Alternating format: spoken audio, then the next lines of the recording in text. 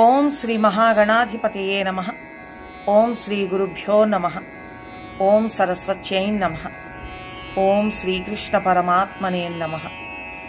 పార్థాయ ప్రతిబోధితాం భగవతాం నారాయణేన స్వయం వ్యాసేన గ్రథితాం పురాణమునినా మధ్యే మహాభారతం అద్వైతామృతవర్షిణీం భగవతీం అష్టాదశాధ్యాయినీం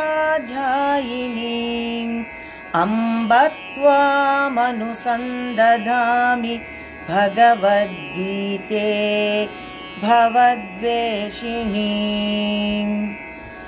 అందరికీ నమస్కారం. శ్రీమద్ భగవద్గీతలోని సప్తదశాధ్యాయము అనగా 17వ అధ్యాయాన్ని పారాయణం చేయడం వల్ల కలిగే ఫలితమును గురించి తెలుసుకుందాం. పూర్వము ఒక రాజుగారి ఏనుగు జబ్బు పడింది. ఎంతోమంది వైద్యులని రాజుగారు పిలిపించారు. కానీ ఎవరూ కూడా ఏనుగు విషయంలో ఏమీ చేయలేకపోయారు.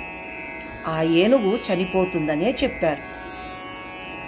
అప్పుడు రాజుగారు ఆ ఏనుగుని చూడడానికి రాగా ఆ ఏనుగు చాలా హీనస్వరంతో, రాజా, భగవద్గీత 17వ అధ్యాయాన్ని పారాయణం చేసే వాణిని పిలిపించి నా ఎదుట పారాయణం చేయించినచో నా వ్యాధి కుదురును అని చెప్పిందట. రాజు అదే విధంగా చేయించగా ఏనుగు చెప్పినట్లే జరిగింది. ఆ ఏనుగుకి స్వస్థత చేకూరింది, వ్యాధి తగ్గి.